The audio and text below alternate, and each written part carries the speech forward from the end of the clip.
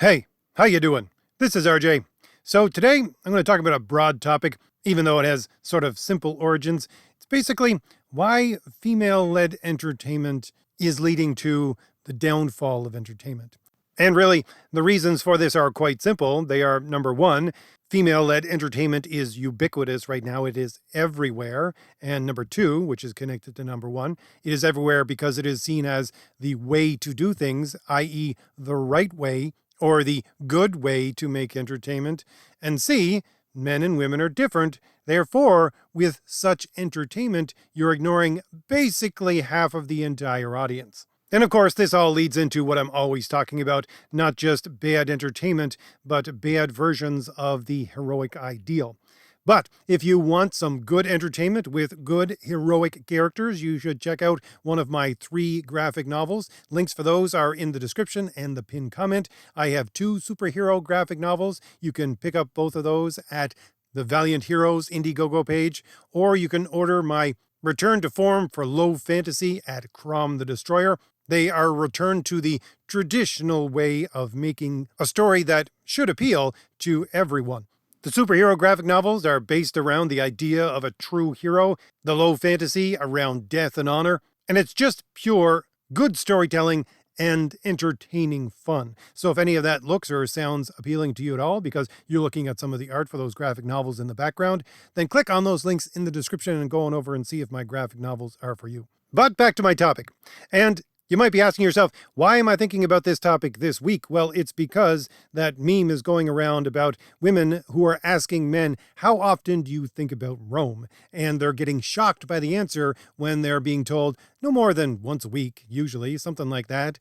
Women have no concept of this whatsoever. And there have been a number of videos done by people who I actually watch, and they bring up some very interesting facts, or at the very least, some very interesting questions. Richard over at Comics Matter said, men think about Rome because we like these very intricate, interconnected world systems. That's also why we like stuff like the Marvel Universe. Or you have Carl over at the Lotus Eaters. He did an interesting conversation with Shadversity about this, and they went back to, it's because men are object-oriented, therefore we're looking for how to utilize objects, and we do that through going into the past, look at how people did it before. And while I agree with what has been said in both of those videos to some extent, I don't think it goes back to the very origin of the reason for this. I would say all of that has been brought up in those other videos, and the reason why men and women think about or don't think about certain subjects, i.e. why men think about Rome and women don't, and I'm sure women think about things that men don't think about,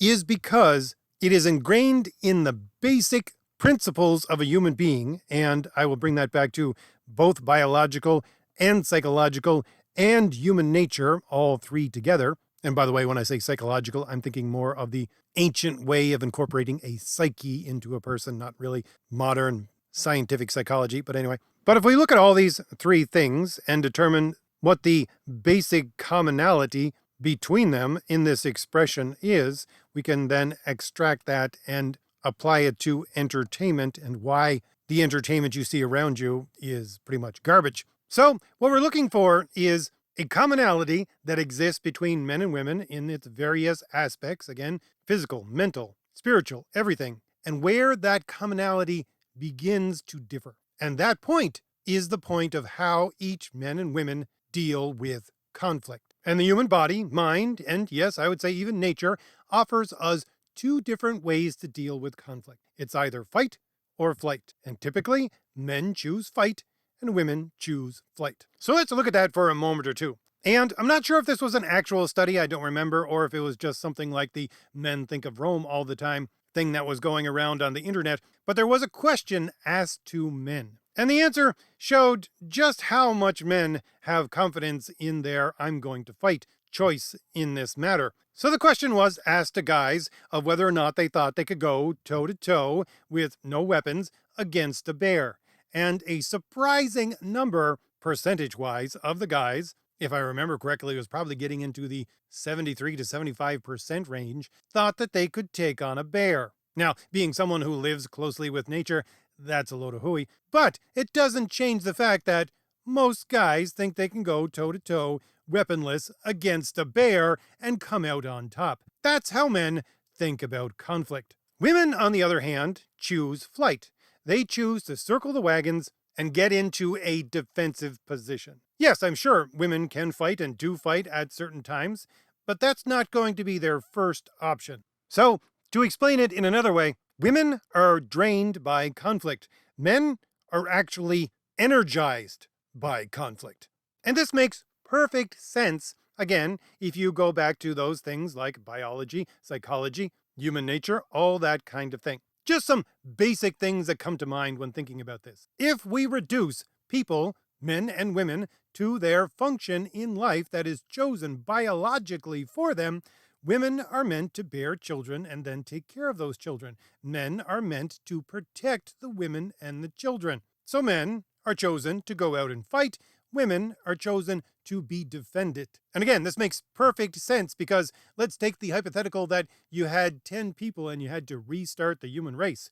It would be much easier for you to restart that human race if you had 9 women and 1 man. If you had 9 men and 1 woman, you're probably going to have to say goodbye to the human race. So, in a biological and species-wide way of looking at men and women, women are much more to be cared for, are much more valuable than men. Men are expendable. Therefore, a conflict arises, men go out and fight.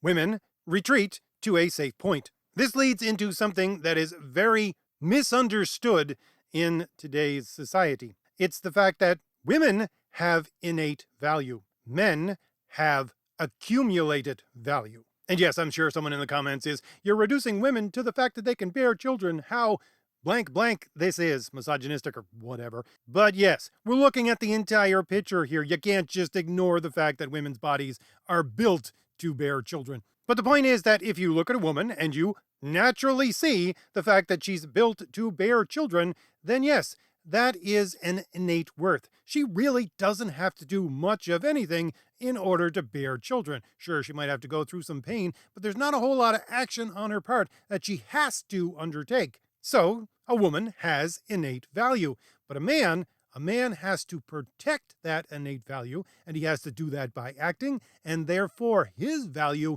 comes from accumulation. He needs to act in a way that is going to prove that he has value. This goes back to that saying, what have you done for me lately? And for guys, your life is not built around just that, but a hyper extension of that. It's what can you do for me right now? If you can't do anything for me right now, you're useless to me right now. I always think of it in these terms. Now, you might think of it in different terms, but I'm sure it will come from the same origin point. But I think of it in terms of what am I building right now? If I'm not building something right now, then I'm being useless. Now, I'm using building in a very broad sense. Yes, I do actually build things. I go and build out buildings, so I build things. I go plant a vegetable garden. Why? Because we can use that to survive. All these kinds of things. That is me building something. But you can build things in other ways. If you are being spiritual, yeah, you're building up your habit of virtue, which makes you more useful. And I would add that leisure is a necessary thing in a human being's life in order for you to build up a healthy human being in order for you to fulfill your purpose. And again, for men, that is defense of the women and children. And I say this as someone who has worked on a farm where at certain times a year, you had to work 100-hour weeks with no days off. And the only things you did was work, sleep, and eat. And that's it. That wears you down very quickly. Leisure is necessary for a healthy human being. And you are indeed building something when you incorporate leisure into your life. You're building a healthy you, which can actually do what needs to be done. But here's the thing, again, about guys. If it's all built around what am I building right now, which makes me useful, if you can find something that allows you to kill 2 birds with 1 stone, so much the better, so much the more useful you are. And again, the more useful you are, the more valuable you are, because your value comes from accumulated value, not innate value. And so if I'm a guy and I'm choosing something as my leisure, which can double as something that will teach me, let's say, problem-solving skills, then so much the better. Not teach me it as in, this is what I'm doing. I'm engaging my mind in trying to solve problems. No, no, it has to be, and in the background, I'm learning this at the same time. Therefore, it is more attractive to me. So I'm doing something like reading superhero comics, and they're good stories. What does that do? That helps me understand what a true hero is. Again, it helps me build up those habits of virtue that allows you to be heroic. And at the same time, the fundamentals of that is one of those virtues is prudence. It helps me make better decisions. I'm learning from this faux reality, which is supposed to be a reflection of our real reality, how to deal with things, how to solve problems. And therefore, from this leisure, I'm also gaining all these problem solving skills. And therefore, it's good entertainment. That's the way a guy's mind works. And I would say not just his mind, but his nature works as well. And that means it's not something that's going to be at the forefront of your mind. It's something instinctual, if you want to put it that way, that's sitting there in the back of your mind that chooses these things. And so, if you look at modern entertainment, you can see why most guys look at it and say, this is garbage. Now, I'll get more into the specifics of that in a minute, but it's basically the fact that everything now is based upon this quote unquote progressive ideology. Progressivism as an ideology is built upon the idea that there is no fixed anything, even reality is not fixed. Everything is simply a social construct based upon power dynamics, which means there's absolutely nothing real that you can put down within a story within entertainment. And if you can fix it on something, that's not to say that it won't change in a dime 2 seconds from now. So, a guy is looking at this entertainment and saying, yeah, I suppose it's something I can use for leisure, but at the same time, it's giving me a full reality that has no connection to the reality I live in whatsoever. It is saying and giving me nothing that I can use within my own life, or it might even be breaking down my problem solving abilities. Therefore, this is a bad story because it's useless to me because I'm wasting my time in consuming it. Because again, in consuming it, it adds nothing of value to the store that I have and therefore adds nothing of value to me or my abilities. But before I go any farther with that, let's step back again and look at the difference between men and women and how they deal with conflict in a different way. As Carl and Shad were talking about, yes, men are problem solvers. This comes from, again, the way we deal with conflict and the way that our bodies are built, our minds are built, our nature is expressed through those things. I'm always going on about the fact that since I'm talking about sequential art and I make graphic novels and comics, it's all about sequential art. You have to understand the difference in biology between men and women, and especially how men's eyes and women's eyes are constructed differently. They have a different cellular structure. Men's eyes are constructed in a way that strains out anything except for primary colors. Therefore, they can see shapes and movement better, which makes them better hunters or allows them not to be hunted as readily, whereas women's eyes can see much more color, and this allows them to distinguish between things like, let's say, change in hues and skin color, which allows them to be better caregivers. This is why, yes, sequential art is much more attractive to guys. Why? Because we can put shapes and movement together in a much more comprehensive way than women can, because we've done so since the time we could first see. We have to do so. And sequential art is all about shapes and movement.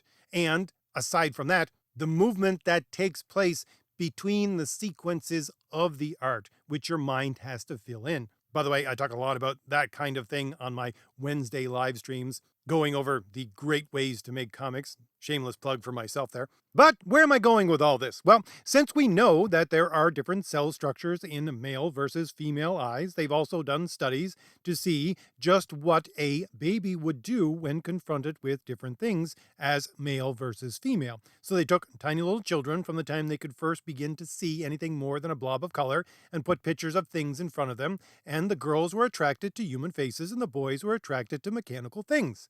And this is how you grow up. This is what your eyes always tell you. This is how you're informed and you're growing up. And yes, guys are more attracted to things they can put together and take apart, which then allows them to be better problem solvers.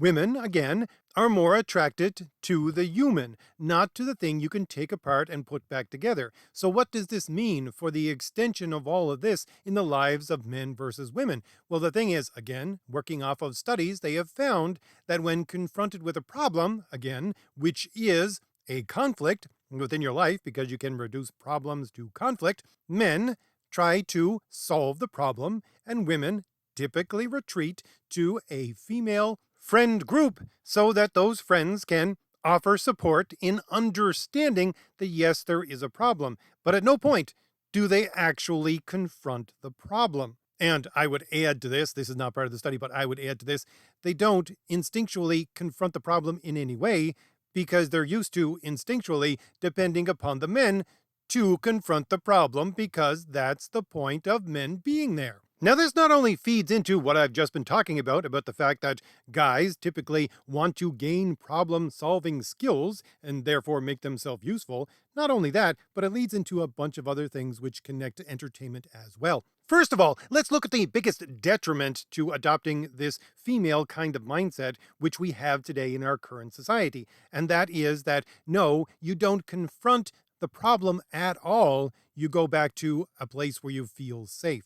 This is exactly the mindset behind ideas of microaggressions and safe spaces. I remember an interview that I covered with Kelly Sue DeConnick, where she was talking about how comics have driven women out for the last, 50, 60 years since the inception of the comic book store, because comic book stores were not welcome to women, and her ideas of how they weren't welcome to women, she gives this analogy. She says, well, you walk in and they're poorly lit, and that's a microaggression to a woman. And you see how even these small, tiny little things are now considered an aggression, which is considered a conflict, which must be entirely removed from every system whatsoever. And if you feel like you're being aggressed upon, then you retreat to a safe space. Whereas for guys, this isn't even a problem remotely. This happened to me in my local comic store a couple of years ago, and I just went over to the guy who owns the store and I said, hey, you got a problem over there. One of your bulbs is out.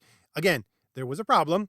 Fix the problem. And he didn't fix the problem. And several weeks later, I'm just thinking to myself, buddy, just give me the bulbs. I'll fix it myself. Again, you see a problem, you fix it. That's what guys do. Women tend to retreat from problems because they don't want conflict, because they're not built that way. And the hyper extension of that in this quote unquote progressive society that we have is they can take no conflict whatsoever. And again, that's where we get these ridiculous notions of things like microaggressions and safe spaces. But let's take this back to entertainment just for a second, not specifically to any one, but to the different kinds of entertainment and how this plays out differently. The thing about sequential art within comics, which is, again, what I deal with a lot, is very much influenced, as I would say every form of entertainment is, by what I would call, and I don't know if this is a technical term or not, but what I call story economy. You have to have a good story economy. Now, what do I mean by that? Well, here's a very basic, almost ridiculous way of expressing this entire thing.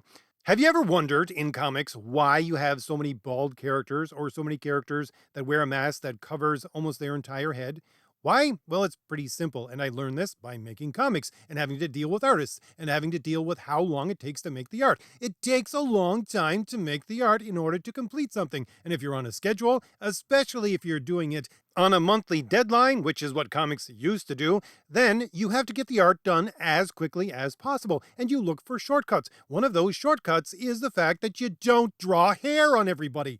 That takes up way too much time. And you can extend the exact same thing to different parts of the story. And this would be one of the reasons why, within your typical, again, not every, but typical comic, you get a superhero and a supervillain, and those are the two central characters, and that's it. Now, yes, I understand there are team books and all that kind of stuff, but they take longer for the artist to actually complete. If they have more characters, it's going to take them longer to complete the art. With a single hero and a single villain, they get used to drawing those two characters specifically, and it becomes much quicker. This is economy in storytelling, and this is why, once again, I would say comics are more attracted, North American comics anyways, more attracted to males than females. Not only the whole sequential art agree with the male eye thing, but the fact that men are typically, going back to that idea of I can take on a bear by myself with my bare hands, a guy is more attracted to you have one character. This one character is going to solve this problem themselves because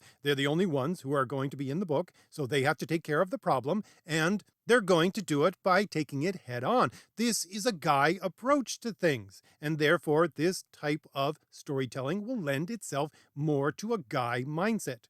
Let's look at novels for a second. The exact opposite, well, almost the exact opposite, works within novels because you can have hundreds, thousands, millions of people on a page at the same time. You don't have to draw them. Therefore, as long as the entire thing works well within your storytelling, it doesn't matter how many people you have on a page, so you can tell the same story as you're telling with sequential art in a much different way, which would include all of these details and all of these people. And since women, when they are confronted with a problem, or again, a faux problem within a story, they feel like they need to retreat, even if it's just a quick mental thing. And what do they retreat to? They retreat to a friend group. And what can you have within a novel? You can have a friend group very easily. They can just be there in the mental picture that you create for yourself. And then you see why women are much more attracted to things like novels. The funny thing is that men can also be attracted to novels because you can put that single individual down on the page just as easy, but it doesn't work in the opposite direction if you're going towards comics because, again, it takes much longer within your story economy to actually put that many people on a page. And again, why am I going over this? Because, of course, there are certain mediums which lend themselves to female kinds of storytelling, and there are some that do not. And yet, we've had this female type of storytelling take over the ones that do not lend themselves to female storytelling, and it has become absolutely horrid entertainment. It was funny that Richard over at Comics Matter, when he was talking about the whole men think of Rome thing, brought up Ann Nesenti, because that's exactly where my mind went as well. He said, Ann Nesenti, she was a woman. She doesn't typically think of these things that guys do, but she was able to learn. She was able to communicate with the natives, which were mostly guys, and she was able to understand their language, and therefore she fit in well, and she could tell good stories. So she could do that even though she wasn't instinctually at that place when she came into the entire system. And this is something that Ann Nesenti herself has said. I covered an interview between Ann Nesenti and Sana Amanat, the person second in command at Marvel Comics for the last 10 years, between about 2010-2020, who took the entire thing and pushed in this female, quote unquote, progressive kind of storytelling. And you got to see between those two storytellers exactly the difference. Even though Ann Nesenti would be a second wave feminist and Sana Amanat would be a third wave, quote unquote, progressive feminist, you could still see the difference. Ann Nesenti was apologizing for the fact that she had to bring this up, but she said, you see, there's a difference between men and women. And she said, again, women don't take to the same things men do. And the problem with comic books and females writing them is that comic books, especially superhero comic books, always come down to a fight. Again, acknowledging the fact that conflict is there. And therefore, she said, in order for her to understand this and actually write good stories, she had to understand this kind of conflict. And she did that in various ways. One of them being she joined a boxing club, and then she learned how to box. She learned how to confront things. She learned how to take a punch, give a punch, all this kind of thing. Again, exactly what Richard was saying. She learned how the natives worked, and she was able to communicate with them. And then you had Sana Amanat say to her, yes, I understand what you're saying, but no, you're completely wrong. That's not the way superhero comics are made anymore and shouldn't have been made to begin with. Now it's all about feeling. Now it's all about friendship. Now it's all about, can you be empathetic? Can you be sympathetic? That's how you solve the problem. And yes, you might have a little bit of a conflict here and there, but no, it's not going to come down to a fight. And you see the exact divide here between these two writers. Well, I guess Sana Amanat's not a writer. She's just a creator and an editor. But anyway, she was the director of content and character development for Marvel Comics. But the point being, you see, what she was describing as the new way to make comics was no conflict, retreat to this friend position. And, oh, by the way, since we're talking about feminism, this is brought in to these systems of entertainment because of one of the basic tenets of feminism itself. And they go over this so many times within the podcast for Marvel, and I've covered it so many times. They make a conscious distinction between power and empowerment. Why? Because that is the definition according to feminist ideology. Empowerment is female, and because of the fact that it is cooperative, therefore it is constructive, whereas power is a denotion of male power, which is competitive and destructive. That is the feminist definition for the difference between power and empowerment. You'll see that the male power is something wrong and the female empowerment is something right. Why? Because females are cooperative and men are competitive. Once again, you have to strain out every last ounce of conflict in their minds in order for it to be correct. And if you're ever wondering, again, I've said this many times before, why you can no longer say, let boys be boys, and trust me, you can't, it's because boys are seen as something evil and wrong because they want to be competitive. No, if they're going to become part of this new quote unquote progressive society, which is what all our school systems are right now, by the way, they must become girls. But let's take all of that and apply it to comics just for a minute and use comics as a, let's just say, concentrated medium that has these things just flowing through it. And you can apply this in different levels to other kinds of entertainment as well. But we're looking at or at the very least, one of the worst destroyed systems of entertainment because of this entire thing.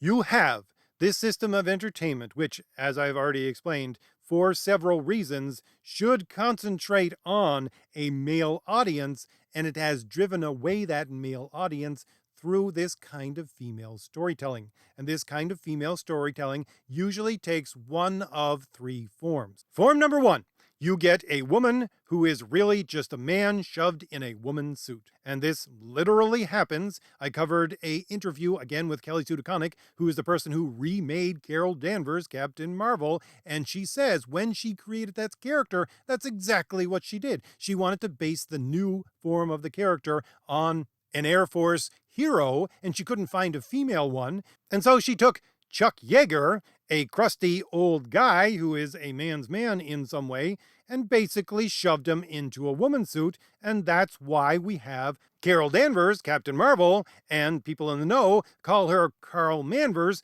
because she acts like a man, because she is a man. That's the way the character was created. And the reason why they do this is to try and show that women can solve problems just the same as men. How? By making a woman into a man. And guys, no, this is a ridiculous notion. A woman doesn't act this way. By the way, I've also done other videos a long time ago about Nietzsche and his whole idea about the exact same thing. He kept on lamenting the fact that he was raised by his mother and his sisters and his aunts, and he didn't have any male role models, and he was living in Prussia. He should have been a strong man, but he was nothing of the kind, and he lamented this fact. And oh yeah, he was completely right, because the form of a man that he comes up with to show other people that is actually a man isn't a man. It's a female version of what a woman thinks a man is, because he thinks in a female way. And all he's doing is taking the idea of being able to take a man and shove them into a woman's suit, or a woman and shove them into a man's suit. The exact same thing. It's ridiculous. It's been happening for hundreds of years in our society. At least, what is it? When did Nietzsche die? 150 years ago, something like that. Anyways, I won't go on into any more of that right now. But yeah, this entire thing has been happening for some time. It's confusing the idea of what a man can do and what a woman can do, and most normal people know it's ridiculous. So, a story based on this is ridiculous. That's why Captain Marvel and her entire system of stories, I don't care if they're in comics, if they're in the movies, if they're in television, doesn't matter. They're just bad. And you can say the same thing for, I don't know, Atomic Blonde, or the new 007 that took over at the end of the last movie. It doesn't matter. The same principles apply. But that was number one. Number two, what else do you get? You get a Mary Sue. Now, what is a Mary Sue? Well, to break it down into its fundamentals right here and now, I would say a Mary Sue is a woman who actually can solve problems without first having the ability to solve those problems. Why? Because once again, you see females looking at males saying, oh, they have all these problem-solving skills, but don't actually understand all the blood, pain, sweat, and tears that went into the problem-solving abilities that they've had and had to accumulate all over their entire life to make themselves useful. And so they just think, oh, yes, women can do the same as men. Therefore, we have the same problem solving abilities, even though we haven't the ability to solve problems. Again, men look at this and go, this is ridiculous. This is nonsensical. We understand this, again, from the very beginning of realizing that you're a boy and you have accumulated worth, not inherent worth. And the third kind of storytelling, which usually piggybacks a little bit on number one or number two, is that the entire thing is turned into slice of life. Why? Because slice of life is retreating to that friend zone wherein there is no conflict and you just get affirmation. Now, two things on that note. This would answer the question of, I think it was Casually Comics. What's her name? Tasha? Maybe. She was asking the question about this new book that came out, Fire and Ice, asking why do females in comics these days have to write slice of life? This is one of the reasons why all of their books go back to something like slice of life. Again, it is a retreat to that friend zone where there is no conflict. This is what they're doing, and they have to do this for a very specific reason. Why? Because modern, quote unquote, progressive ideology, piggybacking right off of feminism, is telling them, you see, it used to be that you would retreat to this friend zone so that the men could actually take care of the problem, but we can't depend on men anymore. They're evil. Therefore, we have to cut them completely out of this entire picture. Therefore, the friend zone must be the thing that actually solves the problem, even though the friend zone, in actual reality, and we know this through studies, doesn't solve any problem at all. Which again leads to a distorted, to say the least, picture of reality where you have all women are frenzies from the very moment that they meet, and there's absolutely no conflict between them, and that's how all the things that actually come up as conflict within the book are put down as being solved. And this is, by the way, why you get that ridiculous thing that happens in comics right now, where you have an entire scene that leads up to a fight, and yet they don't show the fight at all. All they show is the result of that fight and the resolution of that conflict. Because again, you got to take conflict out of the entire picture. It can't even be shown. And the second thing that I wanted to touch on just briefly here is somebody usually brings up in the comments, well, how come manga can do it? How come they're selling to both men and women? How come they can have slice of life and have it sell so much? Yada, yada, yada. Well, here's the thing. There is a significant difference between American comics and Japanese manga because Japan is an island. You don't understand what it's like to live on an island. Trust me, I know. This is actually one of the things they studied intently in one of the universities that I attended was island studies. They had a specific program on studying islands. Islands work differently. It's very much a us versus them mentality, us being the people who live on the island, and therefore it must be much more communal than, say, what you would get within the United States, which is based upon the rugged individual. And since it is so communal, it does lend itself. And I say lend itself because I'm not entirely sure whether it actually plays into the female mentality or not, but it certainly does lend itself to the same results as the female mentality of a closer connection to community in order to solve problems. Again, even though the female version of it doesn't actually solve problems, it just goes back to a safe space so other people can solve the problems. But again, that's the reason why manga works differently, because it comes from an island nation and they deal with things as a society completely differently, almost the exact opposite of what you would get within the American rugged individual. That's why it works, and that's why so many of these quote unquote progressive females or feminists are so attracted to manga, thinking that they can take the exact same thing and apply it to American comic books where you can't. And again, what's the point of this entire thing? The point is, this is destroying entertainment because you can't just concentrate on female types of storytelling. You're ignoring a significant portion of the people who actually consume entertainment, and most of them will look at it and say it's bad entertainment. Sure, you can have female kinds of storytelling and male kinds of storytelling, which necessarily need to be there because men and women are different, and you can have them in different mediums. Men can like comics, women can like novels, or you can have them in the same medium, playing sometimes off of this, sometimes off of that. It doesn't matter, but you need to have a mix of the both in order to have healthy entertainment, in order to have healthy entertainment systems. And the slightly scary part of the whole question of why do men think about the Roman Empire so much is the fact that men innately understand this still, but women have absolutely no concept of this. Why do men think of these things? Well, in a healthy society, men would understand why women think about things that are family and community oriented so much, and women would understand why men think about things which are object oriented, technical oriented, preservation and defense oriented, all of these kinds of things. We would understand each other. And right now, we do not. And we do not because this female led idea from feminism that men are evil and the female way to do things is the only way to do things, the correct way, the good way to do things, has captured not just Western civilization, but most of the globe at this point. Why? How can I say that? Well, just look at the years 2020 to 2022 and what in the world happened where we were confronted with something that we needed to actually put down. And what was the response? Lock everybody in their houses, retreat, retreat. And the entire world did this, even though a sane and rational person would understand that you need people to continue to actually operate the economy so the entire world can still go on moving in a direction where the entire thing doesn't fall apart. There wasn't an acknowledgement that, okay, we're going to have to sacrifice some guys. Come on, guys, get out there. You're going to have to go to work. Doesn't matter. You might actually catch something that's going to put you in the grave. Whoop-de-doo. That's life. That's what a healthy, sane, I'm sorry, but yes, a healthy, sane society would have done and not shut down the entire globe, having everybody retreat to their safe point. That was ridiculous.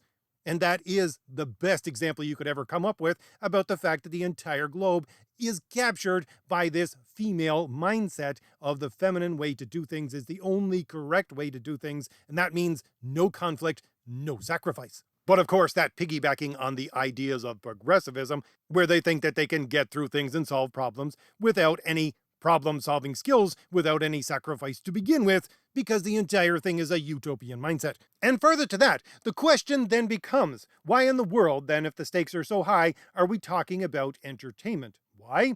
Because this is the thing that needs to be confronted right now. If you look at what has happened over the last 5 years minimum, and you look forward to the next 10 years, I'm sorry, but something's coming that is going to cripple so much of the world that it isn't even funny. I listen to military analysts, and these are people who are trained, and a lot of them right now are just resigned to the fact that there's most probably going to be, in the very near future, a massive global war between China and the United States. They're just resigned to it. They just put it in their minds as part of the model of the future. And oh boy, if you want to see something that will readjust that balance, that's going to be it. Women are going to retreat to their safe point immediately. They're going to be, oh yes, I'm the good housewife and I can do all of these things in order to take care of everything back here, while the rest of you men go off and die. But the point is, we don't want that to happen. In part, I would say a large part of that is because you have these people who are pushing for war because